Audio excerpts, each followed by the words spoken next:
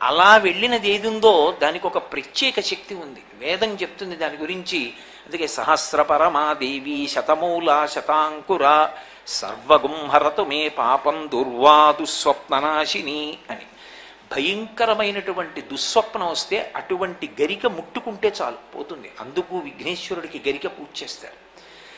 ఆ గరిక వేదంలో దాని గురించి ఎంత గొప్పగా ప్రస్తావిస్తారంటే, అసలు కొత్తగా వివాహమైనటువంటి దంపతులు సత్సంతాన ప్రాప్తి కొరకు ఆ గరికని తల మీద పెట్టుకుని పురుషుడు స్నానం చెయ్యాలి అని.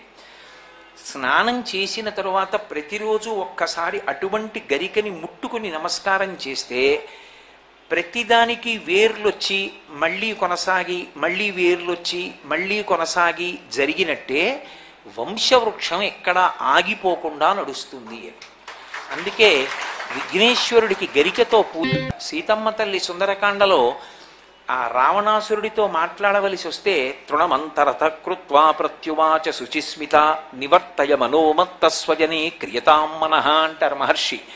తృణమంతరత కృత్వా గడ్డి పరక మధ్యలో పెట్టింది. ఆవిడేమి ఏదో తగినంత అర్థం లేకుండా అక్కడ దొరికింది కాబట్టి ఓ గడ్డి పరక తీసి మధ్యలో పెట్టింది అని కాదు దాని అర్థం.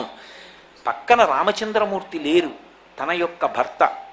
ఎదురుగుండా నిలబడినటువంటి పురుషుడు తనతో పవిత్రంగానూ భక్తిగానూ మాట్లాడుతున్నవాడు కాడు, విశేషమైనటువంటి కామంతో కూడినటువంటి దృష్టితో చూస్తున్నవాడు, మాట్లాడకూడని మాటలు మాట్లాడుతున్నవాడు.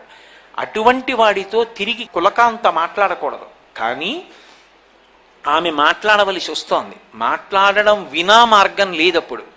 ఇప్పుడు అటువంటి వాడితో తిరిగి జవాబు చెప్పి మాట్లాడిన పాపం పోవడానికి ఆవిడ అక్కడ ఉన్నటువంటి ఆ గడ్డి పరకని స్పృశించి మధ్యలో పెట్టింది. అంటే కొన్నిటికి అంత శక్తి వస్తుంది. విఘ్నేశ్వరుడికి పూజ చేసి 16 నామాలతో ఆ గరిక తీసి తల మీద పెట్టుకోవాలి.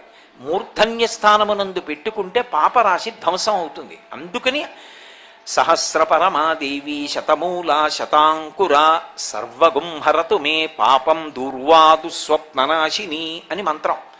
కాబట్టి కుక్కకి ఆ గరిక తినాలనే కోరిక కల్పిస్తాడు సూర్యుడు. కుక్క గరిక తింటుంది, గరిక తిని దేహశుద్ధిని పొందుతుంది, వాంతి అయిపోతుంది. మీరు ఎప్పుడైనా కావాలంటే శరత్కాల ప్రవేశమునందు చూడండి, కుక్కలు పడుకుని వాంతులు చేస్తాయి. వాంతి నిండా నురగతో పాటు పచ్చిగడ్డిని కక్కుతాయి.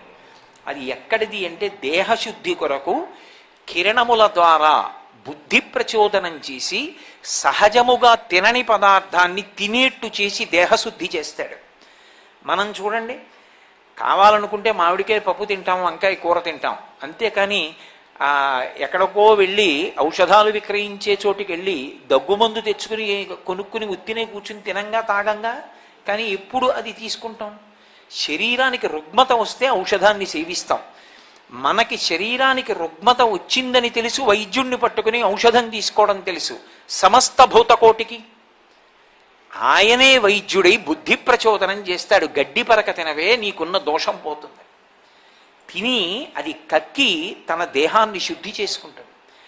మహానుభావుడు ఒక్కొక్క ఋతువులో ఒక్కొక్క వర్ణాన్ని మారుతూ ఒక్కొక్క రంగులో ఉండి ఋతువులను ఏర్పాటు చేసి ఆయా ఋతువుల యందు కాలములో విశేషాన్ని ప్రచోదనం చేసి తదనుగుణంగా లోకంలో ఉండేటటువంటి ప్రాణుల యొక్క ఆరోగ్యం నిలబడడానికి, సృష్టి జరగడానికి, లయమైపోవడానికి కావలసినటువంటి కారణములను ఏర్పాటు చేసేటటువంటి సృష్టికర్త, స్థితికర్త, ప్రళయకర్త ఒకటై కనపడేటటువంటి కేవల తేజోమూర్తి సూర్యబింబం.